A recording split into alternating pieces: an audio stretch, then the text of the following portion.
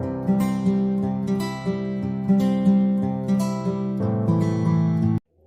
Friends, स्वागत है आपका मेरे YouTube चैनल दीप क्लासेस में, जिसमें हमारा आज का टॉपिक है अंधेर नगरी नाटक के पात्र चौपट राजा का चरित्र चित्रण।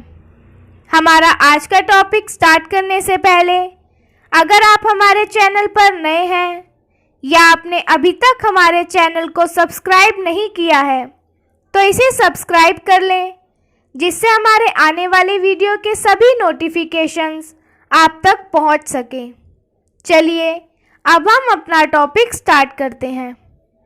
भारतेंदु हरिश्चंद्र ने चौपट राजा के माध्यम से तत्कालीन रजवाड़ों के शासकों के चरित्र को अतिरंजित और अस्वाभाविक ढंग से प्रकट करने का प्रयास अंधेर नगरी नाटक में किया है। बिहार के किसी रजवाड़े को संकेत करके चौपट राजा के चरित्र को गढ़ा गया है, जिसके द्वारा वह तत्कालीन कुछ मूर्ख शासकों की मूर्खता, दुराचरण, नशे की प्रवृत्ति, विवेकहीनता, अन्याय, दंड विधान आदि स्वभाव को प्रकट कर सके। इसके माध्यम से अंग्रेजी शासन के भ्रष्ट व्यवहार, अन्याय, शासन व्यवस्था आदि को भी प्रतीकात्मक शिकार बनाया गया है। चौपट राजा वर्ग पात्र है, इसलिए अपने वर्ग को अन्य लोगों की अच्छी बुरी बातों और स्वभाव को प्रकट करने का वही आधार है। वही इस नाटक का मुख्य पात्र है और उसी की गतिविधियों को प्रकट करने के लिए इसकी कल्पना की गई है। नाटक के आधार पर चौपट राजा की चारित्रिक विशेषताएं कुछ इस प्रकार से हैं। पहला है विवेकहीनता। चौपट राजा मूर्ख है, विवेकहीन है तथा उसमें सामान्य स्तर की बुद्धि का भी अभाव है। वह किसी भी प्रकार से सामान्य नहीं है। उसे अच्छे बुरे, पाप पुण्य, दोषी निर्दोषी और अपने पराये का ज्ञान नहीं है। उसे जो कुछ भी कोई दूसरा व्यक्ति कह देता है वह उसे मान लेता है। वह हर बात पर दूसरों की बुद्धि का सहारा लेता है। कल्लू बनिए की दीवार गिरने से किसी व्यक्ति की बकरी उसके नीचे कुचली गई और मर गई। मंदबुद्धि राजा दीवार को ही दरबार में पेश करने का आदेश देता है। दीवार के भाई, पुत्र, दोस्त और सगे संबंधियों को वह वहां बुलाना चाहता है। इसी संदर्भ में वह कुल्लू बनिए, कारीगर, चूने वाले, भिश्ती, कसाई और कोतवाल को दरबार में बुला लेता है और निरपराध कोतवाल को फांसी की सजा सुना दी जाती है, क्योंकि सभी अपना अपना अपराध दूसरों के सिर मढ़ते जाते हैं। मूर्ख और अविवेकी राजा अपनी मूर्खता का परिचय देते हुए अंत में स्वयं ही फांसी के फंदे पर जा खड़ा होता है, ताकि वह उस घड़ी मृत्यु प्राप्त कर स्वर्ग जा सके। इसकी दूसरी विशेषता है नशेबाज। चौपट राजा नशा करने वाला व्यक्ति है। नशे में चूर होने की अवस्था में उसे कुछ भी अच्छा बुरा नहीं सूझता। दरबार में वह नशे की अवस्था में विराजमान है और तब भी बार बार शराब पीना चाहता है। राजसभा में जब एक नौकर उसे पान देना चाहता है तो नशे के कारण वह नहीं समझ पाता कि वह क्या चाहता है। नशा मानव बुद्धि को कुंठित कर देता है। इस अवस्था में उसकी इंद्रियां ठीक प्रकार से काम नहीं कर पाती। वह कहना कुछ चाहता है और कहता कुछ है।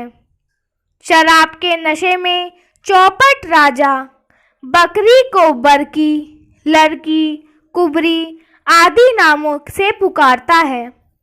वह कल्लू को मल्लू कहता है तो चूने वाले चुन्नीलाल और खेर सोपारी चूने वाला कहकर पुकारता है। कहीं कहीं तो वह पूरा पूरा वाक्य गलत बोल जाता है, क्योंकि नशे में उसकी बुद्धि कुंठित हो गई है। तीसरा है निर्णय विहीनता। चौपट राजा मूर्ख है और उसकी अपनी बुद्धि काम नहीं करती, इसलिए वह मंत्रियों के हाथ की कठपुतली है। वह उसे जैसा नचाना चाहते हैं वह वैसे ही नाचता है। मंत्री के मुख से निकली बात ही वह पूरी करता है। नाटक में गडरिये की बात सुनकर जब मंत्री को लगता है कि मूर्ख राजा सारे नगर को ही कहीं फूंक देने या फांसी पर लटकाने का आदेश ना दे, तो उसका पूरा ध्यान कोतवाल की ओर मोड़ देता है, जिस कारण कोतवाल को फांसी की सजा सुना दी जाती है। चौथा है अव्यावहारिकता। राजा पूर्ण रूप से अव्यावहारिक है। वह नहीं जानता कि क्या अच्छा है और क्या बुरा। वह उल्टी सीधी बातें करता है, तर्कहीन संवाद रचता है, मूर्खों सी चेष्टाएं करता है और तरह तरह की मूर्ख मुद्राएं बनाता है। अपनी अव्यवहार कुशलता के कारण ही वह स्वयं को फांसी के तख्ते पर खड़ा कर देता है और उसके व्यवहार और स्वभाव को कोई नहीं समझता। पांचवा है अव्यवस्था। किसी भी राज्य में राजा को ही न्याय अन्याय का निर्णय करना होता है, लेकिन चौपट राजा को न्याय अन्याय की कोई समझ नहीं है। एक तो वह मूर्ख है और दूसरा सदा शराब के नशे में चूर रहता है। एक करेला दूसरा नीम चढ़ा।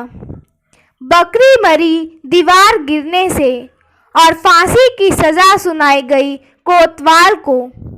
कोतवाल को इसीलिए छोड़ दिया गया कि उसकी गर्दन पतली है, जो फांसी के फंदे में नहीं आती, और बेकसूर गोवर्धन दास को फांसी पर इसलिए लटकाने का निर्णय लिया गया क्योंकि उसकी गर्दन मोटी है और फंदे में पूरी आ जाएगी।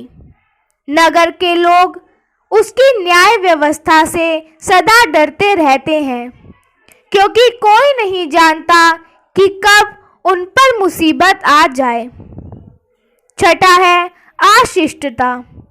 चौपट राजा को छोटी छोटी बात पर अकारण गाली देने की आदत है। गुस्से में ही नहीं बल्कि सामान्य और सहज स्थिति में भी वह गाली देता रहता है। अपने नौकर को वह दुष्ट, लुच्चा, पाजी आदि गालियां देता है, जबकि उसका दोष नहीं था। बिना किसी कारण वह उसे कौड़ों की सजा सुना देता है। सातवां है डरपोक। चौपट राजा बहुत डरपोक है। वह तो अपने साए से भी डरने वाला है। राजसभा में जब एक सेवक ने उसे चिल्ला कर कहा था, पान खाइए महाराज, तो वह यह सुनकर सुपनखा आई है, अपना सिंहासन छोड़कर भाग खड़ा हुआ और मंत्री ने उसे समझाकर वापस उसके स्थान पर बिठाया। आठवां है अंधविश्वासी। चौपट राजा अंधविश्वासी है। अंधविश्वास के कारण ही वह फांसी के फंदे पर अपनी इच्छा से चला गया था। महंत जी द्वारा बताई गई शुभ घड़ी में मृत्यु को प्राप्त करके वह बैकुंठ की कामना करता है और मंत्री कोतवाल आदि से स्पष्ट शब्दों में कह देता है कि चुप रहो सब लोग, राजा के आछत और कौन बैकुंठ जा सकता है, हमको फांसी चढ़ाओ जल्दी जल्दी। वास्तव में चौपट राजा मूर्ख और अविवेक है, जिस कारण अन्य सभी दुर्गुण उसमें अपने आप ही आ मिले हैं। उसे किसी भी प्रकार समाज के लिए उपयोगी पात्र नहीं माना जा सकता। उसकी सृष्टि तो मात्र विशेष उद्देश्यों को प्राप्त करने के लिए की गई है। इसी के साथ हमारा आज का टॉपिक यही खत्म होता है, जिसमें हमने जाना अंधेर नगरी नाटक के पात्र चौपट राजा के चरित्र चित्रण के बारे में। अगर हमारा आज का वीडियो आपको पसंद आया हो तो वीडियो को लाइक एंड शेयर करें और हमारे आने वाले सभी वीडियो के नोटिफिकेशंस के लिए हमारे चैनल को सब्सक्राइब करें। Thank you for watching.